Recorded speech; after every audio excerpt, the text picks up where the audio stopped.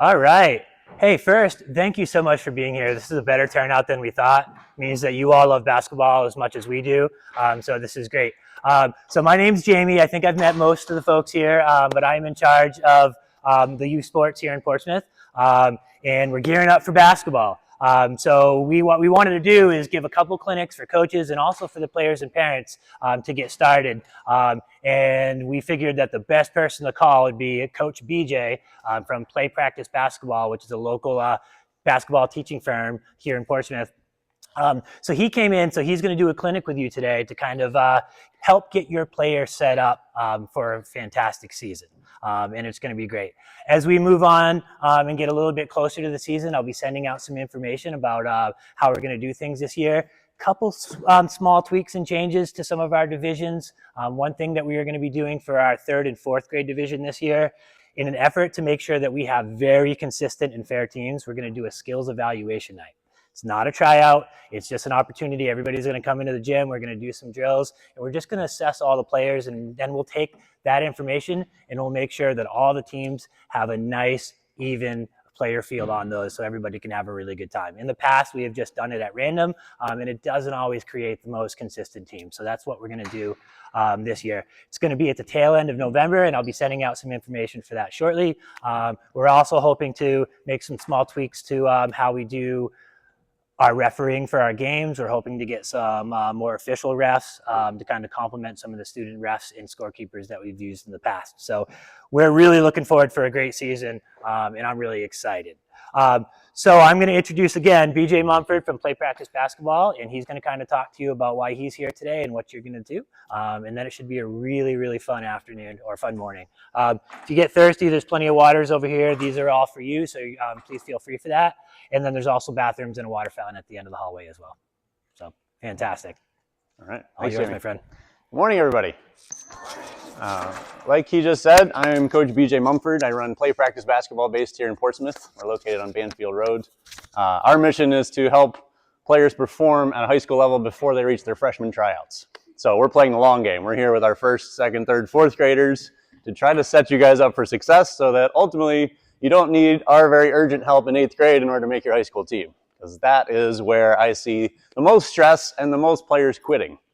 If you look at stats out there, 70% of players quit even their favorite sport by the time they reach 8th grade, which is just really sad to me.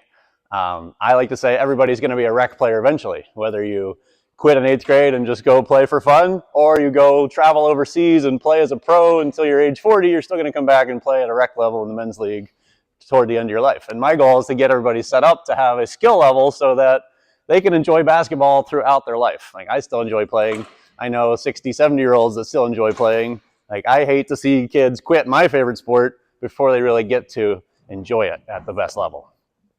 So 3 big things we're going to cover today. One is what Jamie alluded to, is why we're going to play 3-on-3, why we're structuring it this way for this age group to, again, play the long game and try to set your player up for success. 2, we're going to talk about prioritizing practice. Like, when you're at home in the driveway, like, what the heck do we work on and how do we do it? And then 3rd, we're going to talk about creating space to score. The number one thing we see, one of the big reasons we are playing 3-on-3, is players need more space and time to operate and think and function and learn how to play basketball. If it's 5-on-5 in the sardine can with no space and no time, they don't touch the ball very much, they don't score very much, they don't have much success, and therefore by 8th grade they're like, this is not very fun, I'm quitting to go play soccer or something else. I'm going to play the tuba because basketball just sucks right now. And especially for girls, who tend to start playing about 2 years later than boys, in my experience, if their first experience is, I show up, I'm crowded with a bunch of people, I don't score, I get yelled at for mistakes, I'm out of here. Like, I'm going to go play field hockey, whatever else I can find. Like, basketball is just not for me. So let's get into why 3-on-3. I guess my claim to fame at this point, I've been in New Hampshire for 10 years. I have transformed 4 different cities to playing this model 3-on-3. And started long ago with my prior experience, but we're now seeing all the major organizations back up this idea. USA Basketball recommends 3-on-3, smaller ball, smaller hoop, up until 4th grade. The Junior Celtics are now using 3-on-3, smaller ball, smaller hoop. So the City of Rochester, City of Portsmouth, the Lamprey River League, and the Oyster River Collaborative League have all worked with me over time, and I've made the case to why they should play 3-on-3 with smaller ball and smaller hoop. And the results kind of speak for themselves, where normally playing 5-on-5 at a full height hoop, we might score 15 points between both teams. When we play 3-on-3, smaller ball, smaller hoop, we score 70 points between both teams. So every player is getting a lot more touches on the ball, a lot more chances to score, and they're seeing the ball go through the hoop. And then scaling the court has a big part of that, where they actually do have more space because they can reach the shot from a scaled three-point line. It's worth more points, therefore they can be outside, away from the basket, using good technique and still making shots. Therefore, the defense has to come guard them, and suddenly we've opened up the whole court.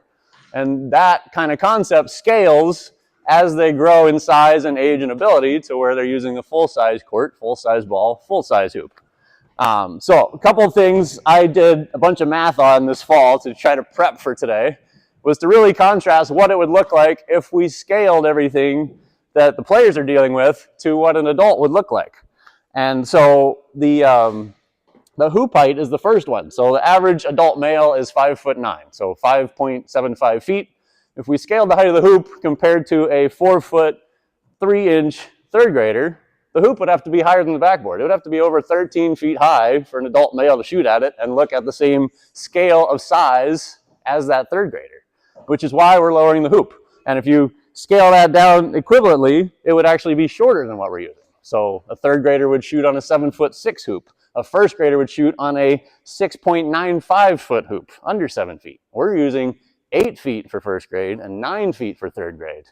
We have a question?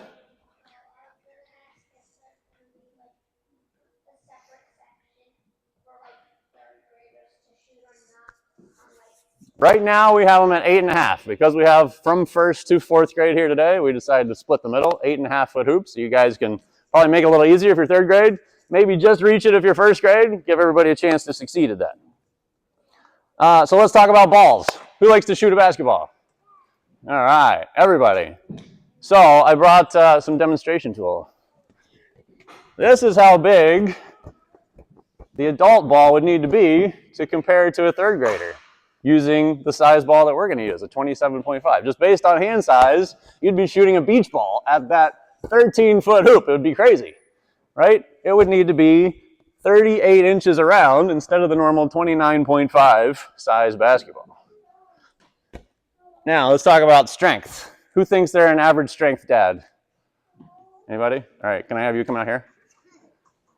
This looks like a normal size basketball, but it's actually heavy. The weight equivalent, I just did a study this morning on this because trying to find out the equivalent of strength is kind of tough. But what's universally used is grip strength. So an adult male has 216 pounds on average of grip strength compressive force. A third grader has 71. So it's 300% stronger, this guy is. So the ball to be 300% heavier would be twice the weight of this. And this is already heavy. So normal basketball is 22 ounces. This one is 44. So it's twice the weight. I want you to just try to take a shot on that hoop, holding a heavy ball. Oh, right? Feels ridiculous. And that's still half.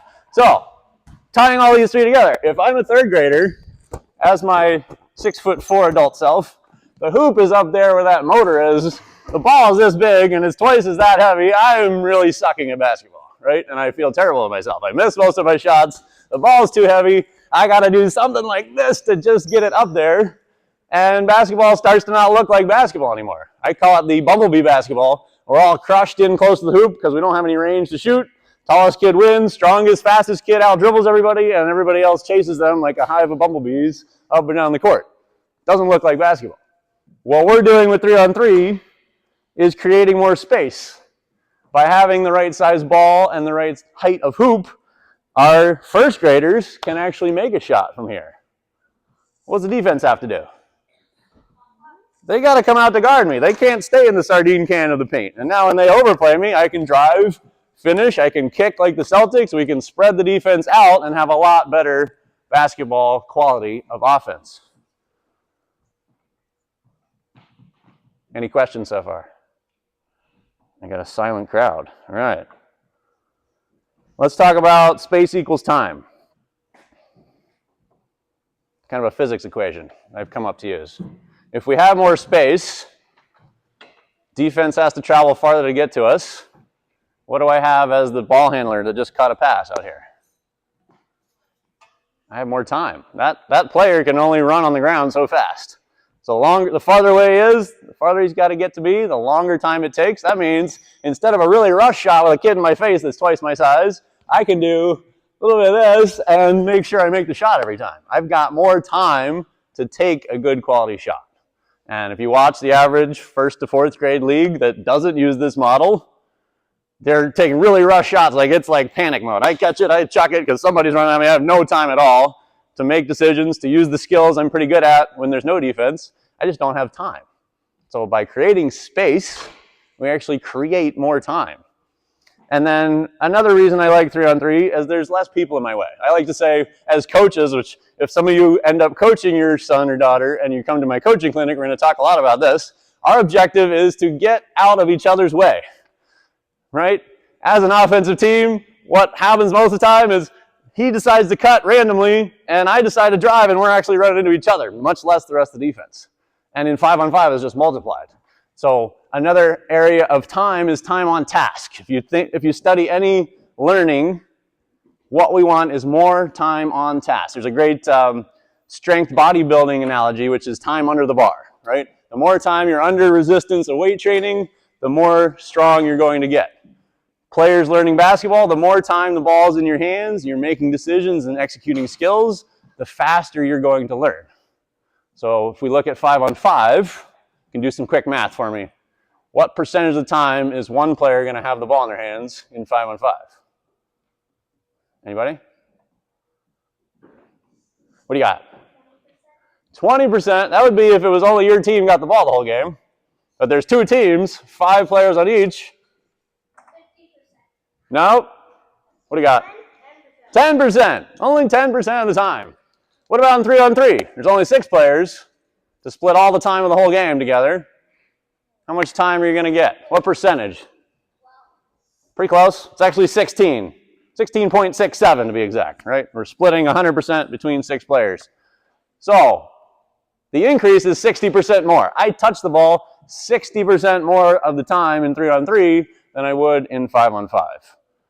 And that's not even taking into account the very unequal ability and time that most players have, right? There's always the dominant player.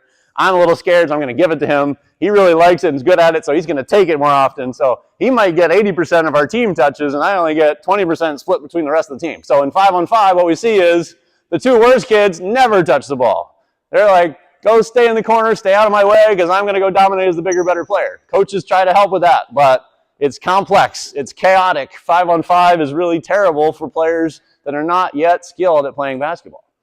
And so 3-on-3 allows us to not be able to hide. Like, if we play 2-on-3, we're going to lose. So as the best player, my worst teammate is now an asset to me. Like, I got to use you to get the defense out of my way a little bit so I can cut, create space, and score better. In 5-on-5 is like, go stand out of my way so I can just go on my own.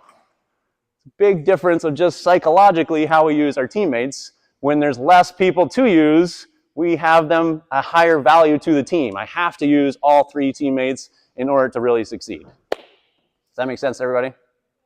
Yeah? Okay, are we getting excited about playing 3-on-3 yet? Yeah? All right, we're going to get on the court in a second. All right, so let's talk about prioritizing practice. Kind of stage 2. Who's got a example for me? What would you practice in your driveway? If you had 10 minutes this morning on Saturday, season's coming up, what would you work on? Let me get a parent answer if I can. We got free throws. That's a great one. Free throws. Why do we want to practice free throws? How about a player answer? Why do we want to practice free throws, Blake?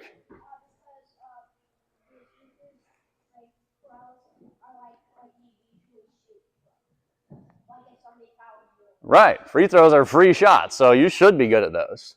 I won't get into my deep math analysis of why free throws win games. I'll save that for older kids. But free throws are great to practice because you're stationary, you're isolating, there's no movement, there's no defense. Like, you can really focus on your shot, which is great. You get a focus aspect. What's another example? What else could we practice in the driveway? All right, Blake, what do you got? Ball handling. Great. How would you practice ball handling? Okay, would that be exciting? Would you really be motivated to do that every day? No, it would be terribly boring. So I'm going to kind of mime my model for this. So what most coaches do is build skills down here. It's like a bottom of a pyramid triangle.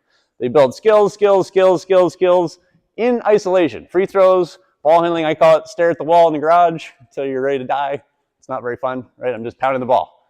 It's disconnected from anything else, just skills. But everybody starts there. Then they build a little bit of tactics, right? Okay, we're now in our team season. We need to pass and cut. We need to drive and kick. We need to run some offense together. Tactics get layered on top of that. But it's scripted. It's like, coach says, you go here, screen there, run here, we pass there, he shoots.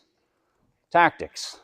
Then, at the very end, we say, oh, we should probably make some decisions. So this little capstone of our pyramid is decision making. And we trust that the players are going to somehow connect in their mind in first grade that this skill we worked on in isolation, disconnected from everything, and this scripted offense that we just ran as a pattern with no defense is somehow going to help you make decisions in a game and succeed. Let me tell you something. It doesn't. The player shows up like, I know how to dribble. He just stole it from me. Right? I know how to run, screen here, run there. Defense, like, okay, they run here, they screen there. I'm going to steal that pass too. They can blow it up very quickly. So what I've moved to is an upside down pyramid. Decisions up here. And above that is actually like game situation, context, like this is what we're doing, why we're doing it. And then decision making is big. We spend a lot of time and repetition making decisions. They might make a decision, shoot an air ball. They might make the right decision, dribble off their foot. But they are making decisions and getting good at them. And guess what? When that decision making is there, you put them into some team tactical situations, suddenly they're like, I recognize this situation. There's this guy here and that guy here. I make this decision. I might dribble off my foot still, but I made the right decision in a tactical situation. And then we build skills at the bottom of our funnel-shaped pyramid. So I call this skills downstream from decisions. We build the context and decision-making. We build the tactics of a team. And then we add the skill. And now, guess what? It's really motivating. Why? Anybody? Why are they motivated to practice this skill way down here? Any thoughts? What do you got? Yeah, maybe. They might know where a bounce pass is. So the skill becomes a solution to a known problem, is how I've come best to think about this. Instead of a skill on the first pyramid, the skill was isolated. It's disconnected from everything. We don't know why we're doing this. Coach just said, dribble the ball in the garage till I hate my life. Over here, it's like, we're in a ball screen situation making this decision to shoot behind the screen or split between two defenders. Here's two defenders and two teammates that we're working with. Now this skill is a solution to a problem. So now when I get home, I'm like, trash can here, family dog. I'm going split between and finish a layup. I am ball handling as a solution to a problem. I've never had so much motivation in my life to go work on ball handling. Yes? Michael Jordan in the back.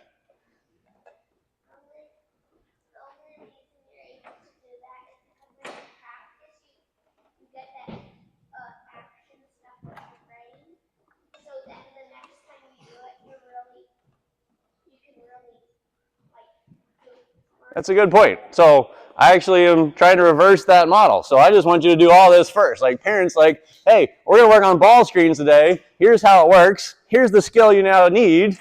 And then go practice ball handling. Because then it's not, I have no idea why I'm doing this. Coach just told me to, and I quit the next day. Like I can't sustain that. I don't have the motivation, the inspiration to want to keep practicing that way. Unless I have all this up above it, funneling down to, this is the skill I need as a solution to the problem I know I'm going to see in a game. Does that make sense? All right. We're going to get on the court in a second. I want to talk about the model we're going to use when we're on the court Our theme today is creating space to score. One of the major problems we see, even in 3-on-3 with everything else we just talked about setting up for them, there's still a lack of space. We're still in each other's way. We still don't know how to move as a team. We might be pretty good in individual ball handling skills and get to the rim, but I might have 3 defenders and 2 teammates in my way. So creating space to score. How about player answer this one? What's one way to create space? Let me find somebody else. Michael Jordan's answering a lot of questions. How about you?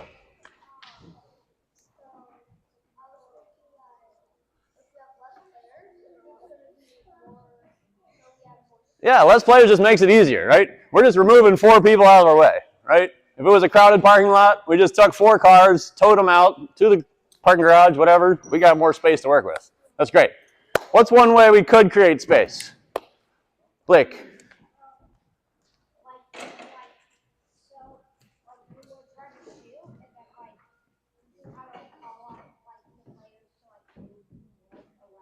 Maybe. I'm thinking simpler than that. So I'm going to wrap up with this, and we're going to get on the court. 2 shapes that I like to use. This is the most simplified. I've been able to boil it down for both parent coaches and for players. We should cut in a, what's this? Triangle. What would be our 3 points of the triangle? Anybody think of them? I call them the 3 destinations. We actually call this triangle cutting. Let's say I'm up here going toward this basket. Where would I cut? We're not in the library. You can just yell at me. Where would I cut? Why? Am I trying to go out the door or am I trying to score? So where should I go? Up. I guess from your perspective it would be up. I call this down. I call it a basket cut. Everybody say basket cut. Where are we trying to score? Basket. Where should I cut to? Basket. That's the simplest one. Now I'm here. If I stay here, I'm kind of in the way. So where should I go next? Let's say now I have teammates here and here. Where should I go? I don't have the ball. Where? There. Why? Empty space. So what should we call this cut? A space cut. It's the simplest. I'm going away from the ball and the basket. Space cut. Great. Now the ball's over there. What would you call it if I ran toward the ball? What kind of cut would this be? A ball cut. Good. Commonly called a fill cut. Because what was up there? If I'm able to run to that spot, what was there for me? Same as was over here a second ago. Space. Yeah, there's space, so a lot of coaches call it a fill cut. I'm filling this space. I'm getting close to the ball. It's a great spot to score from. So, let's say it again. Basket cut. Space cut. Ball cut. And I've done a lot of thinking about this. There are no other destinations. All other combinations of cuts that you can do in basketball come out to one of those 3. I could be over here running to the basket. I could be here running to space. I could be here running toward the ball. All combinations of cuts boil down to one of those 3 destinations. It's the simplest way I've found to remember it for myself and to get players a little more clarity on what they should do. The most common coaching cue I hear is move. And kids are like, I am moving all over the place. I don't know where I'm going, but I am moving. Right? It's a dance party out there. We want to go basket, space, or ball. If one of those aren't available, then sometimes the right answer is stay. Do nothing. Because again, we have space with our scaled 3-point line and smaller ball and smaller hoop. I might just be the shooter right now. I can just be Drew Holiday in the corner. My teammates are running a bunch of action, but my defense got distracted, so ball comes to me, I'm ready to load it up and shoot it. Sometimes the correct answer is not moving if I have space. All right, a different shape. What'd you call this? Circle. Let me have Blake, can you come join me? And Teddy, come join me. 2 guys I've worked with before. Blake, can you grab me a ball over there? Let's put Teddy on this green tape over here. Come join me, Blake, on the wing over here. We call this drive and kick. Who's ever heard of that before? Yeah, a couple players, maybe some parents. So what a lot of players define this when I ask them, like we do an evaluation process with like middle schoolers, and I'll ask them what drive and kick means, and they're like, I drive and I pass. But what we work on, the circle concept, is how these two guys move in relation to my drive. And the best analogy I've come to is turn signals in a car. So they're going to watch my hands. If I dribble with this hand, it's blinky, blinky, blinky, we're all moving this way. If I dribble with this hand, blinky, blinky, blinky, we're all moving that way. So you guys don't have to see anything else. Oh, help me, Blake. You don't have to see anything else but my hands. I'm here dribbling the ball. When I go like this, where do you go? Good, next piece of tape.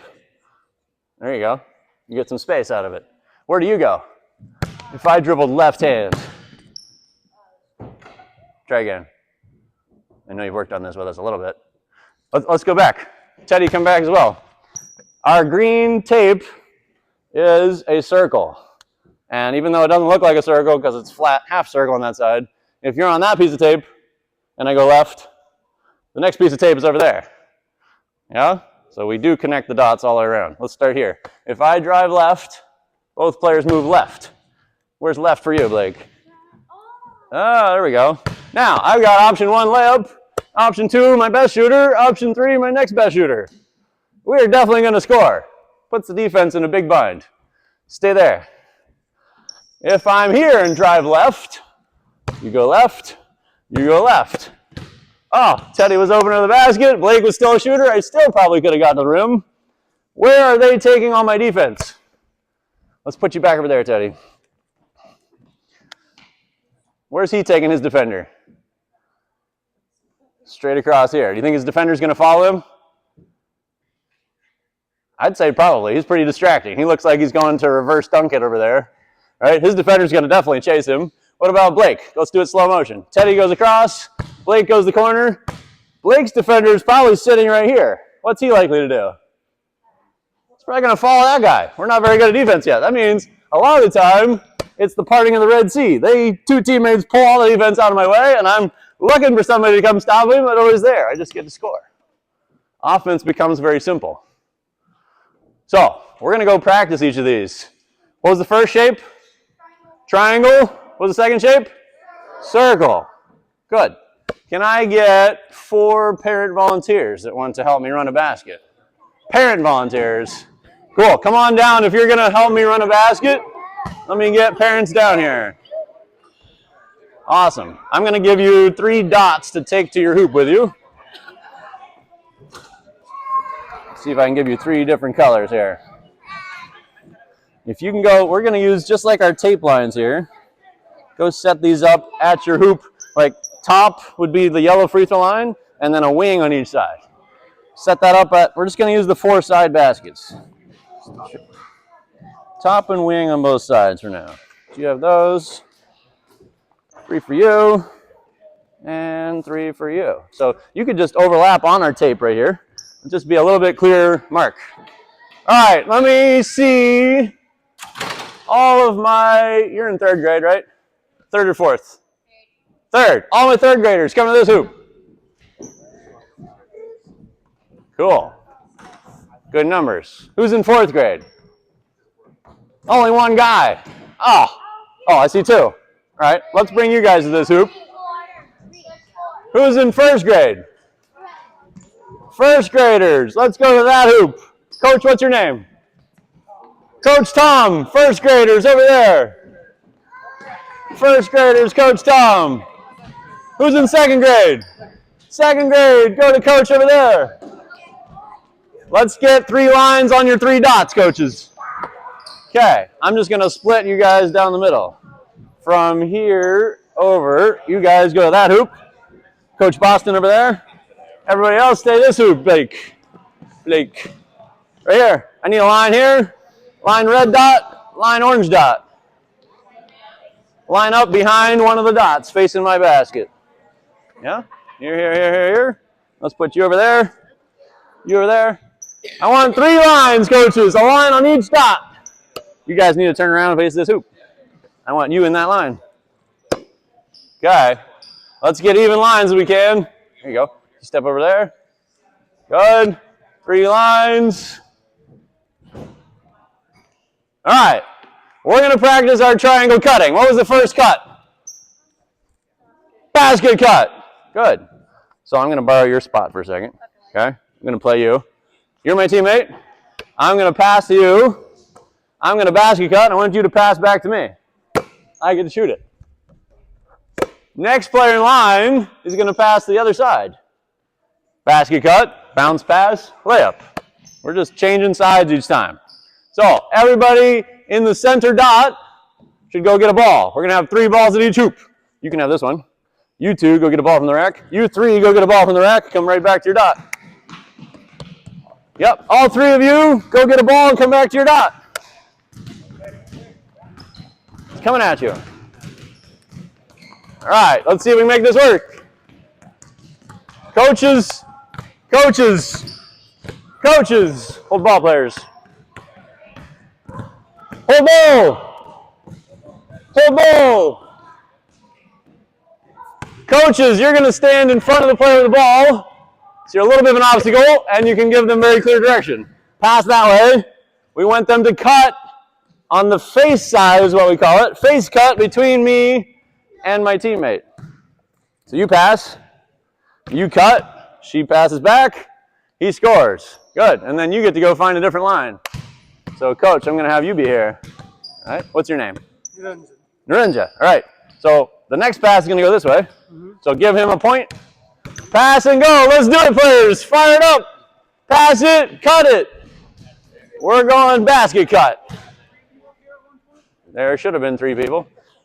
We got an extra ball. I think we got 2 extra balls. One of you guys want to come Here. up to the top? Take your extra one. Take your extra one. All right, we're ready. Let's throw a pass. Everybody should be behind the dot man. If you're on the dot, you're first. She's passing to you. Yeah, at least 2 more. I'll keep 1. Here, you come up here. No, not all of you. Blue shirt man. You got this. All right, let's do it. All right. So you're gonna pass to him. Pass. There we go. Pass it. Basket cut. Go. To the basket. Huh. He's gonna pass it to you. There we go. Pass. Basket cut. Bounce pass. Yeah, change lines after every pass. You got a ball? Come here. You don't have a ball? Go somewhere else. All right. I like it. We're getting the idea.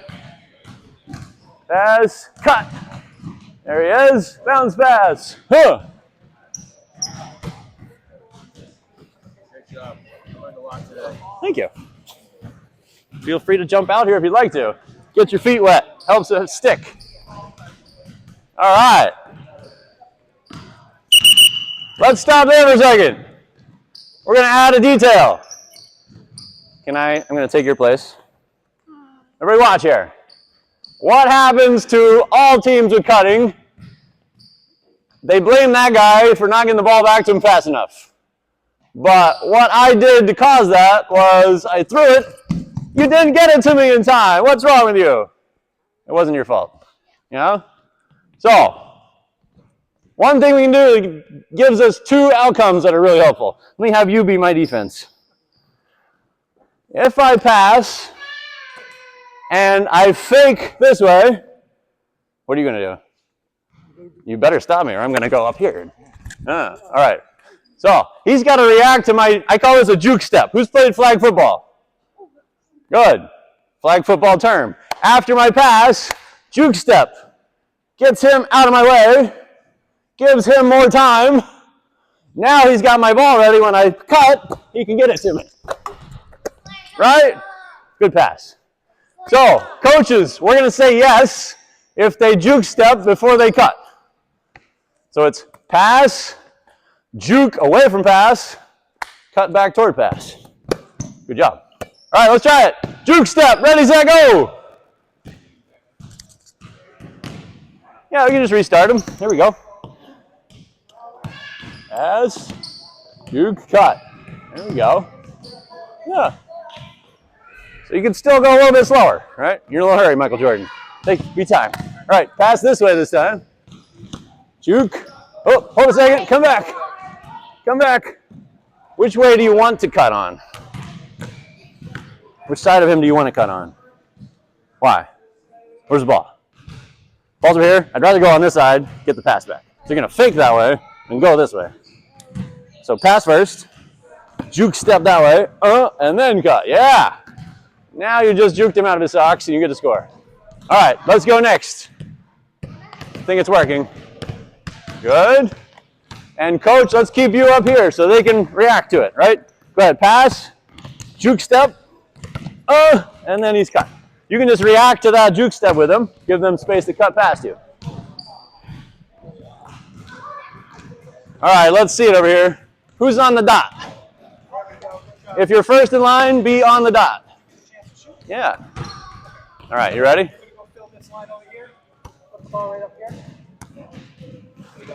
Somebody that needs a ball. All right, let's see it happen here.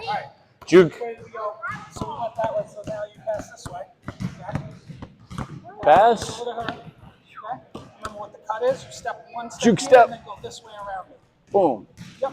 Yep. Let's try it again. Come back here. We're gonna go on top of coach. I want to fake right here and go this way. Right in front of it. This way. Yep. There you go. Good. Bounce pass.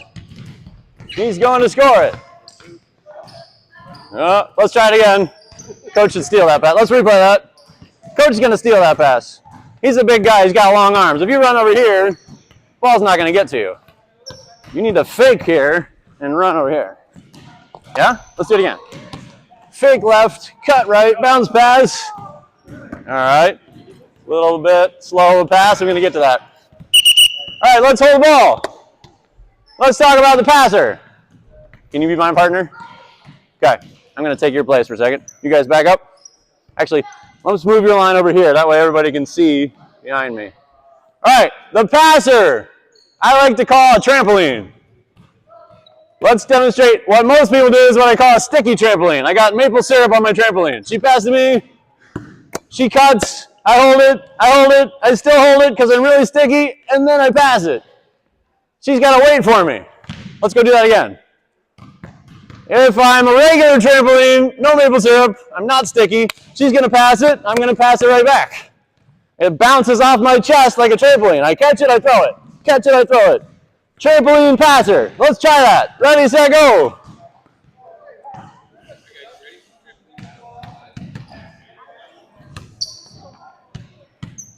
Let's try it again. Yep. So I would encourage you to steal that pass. Yeah, if she goes on this side of you, she's never going to get open. She needs to go on that side. All right, you're a trampoline. That way. Yes. That was a sticky trampoline. Let's try again. Third. Let me see your hands. How much maple syrup you got on there? All right, try again. Catch and throw it. Even if it's way ahead of her, she's going to run pretty fast and catch up to it. You guys hold the ball, please. Yeah. She went the wrong side, but that wasn't your fault. That was a good trampoline. Switch lines. Next, let's go. Yeah, you shouldn't have to switch lines. You have a question? Any line is fine. We're going to rotate every time. Why don't you come here, because this is the shortest line. Come here. Come here. Go ahead, Blake. Pass it up. Left.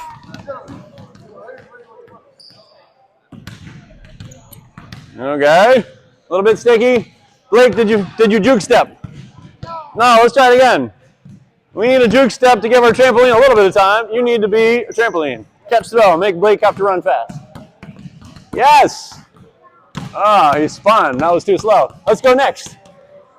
Ready, trampoline? Yeah, pretty good. A little bit of stickiness.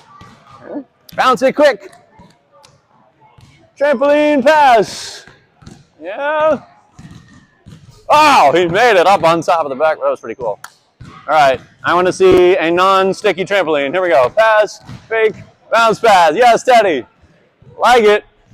We just scored on that play. That was great. Good cut. Boo. Ball coming. Here we go. Juke step, bounce pass. Yeah. Pretty good. I want to go faster. Let me see a trampoline. Who's going next? Michael Jordan's a trampoline over here. Oh, other way. Come back, try it again. Replay that. You guys help me out. Don't bounce it right now. I want you to watch them so you can mentally practice this. All right. So we're going to pass.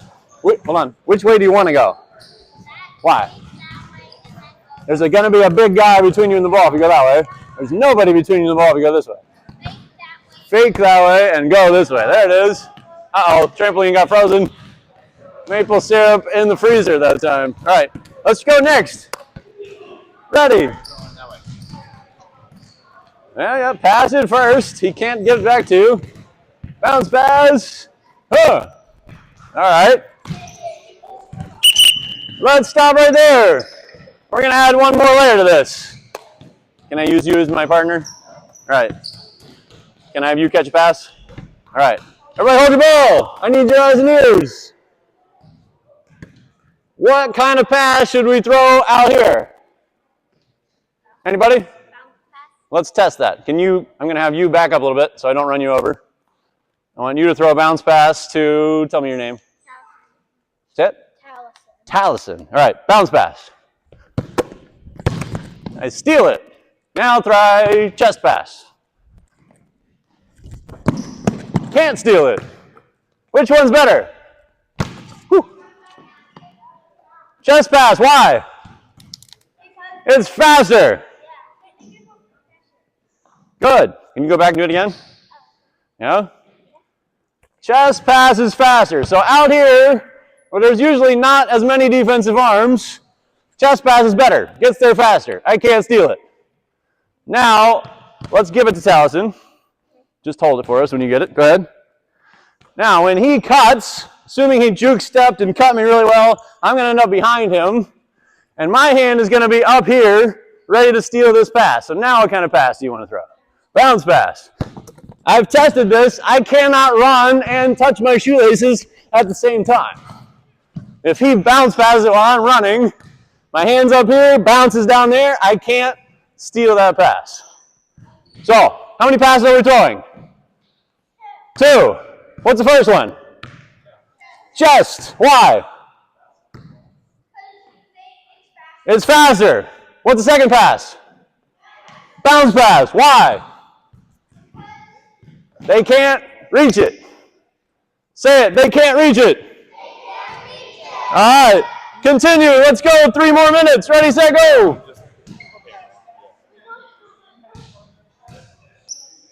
Yes. Yeah, just monitor. If you see people struggling, you can try to help me out on it. I think they're great. Yeah, this is a really good turnout. I'm excited. Yeah, good signs of things to come. Yeah, no, it's exactly who we want to see. It's great.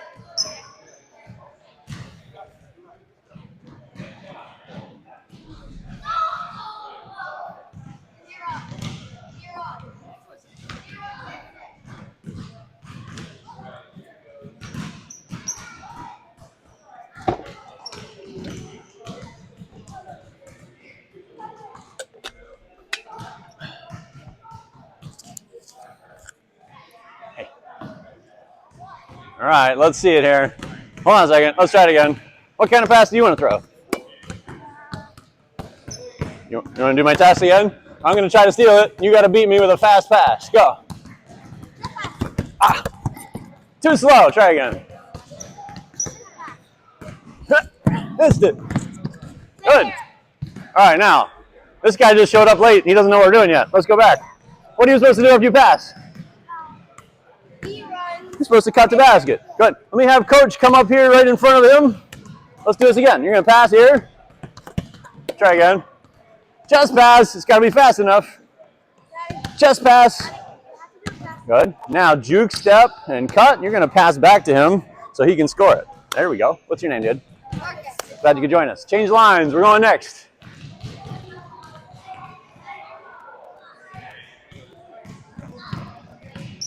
Yes, chest pass, cut. Bounce pass, shot. I like it. It's working. Chest pass. Juke. Trampoline pass. There we go. All right. Good job. Yep. Hey. You can help us out by going around the outside so you don't get hit into the wall. Oh. Bounce pass. There we go. Let's see if we can get back to trampoline passes here.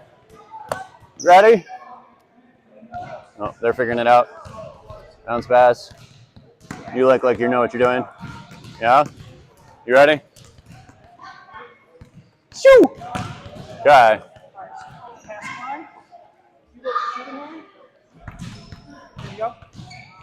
All right, let's see it. So now you're going to chest pass to him. So step and throw. Oh, Good. then cut. juke step cut. Juke step, Boom. cut in front of me. Nope. Uh-oh. Wesley. He got stolen. Here we go. Yep, there you go. Bounce pass. Boom. Shots. Woo! Good try. All right.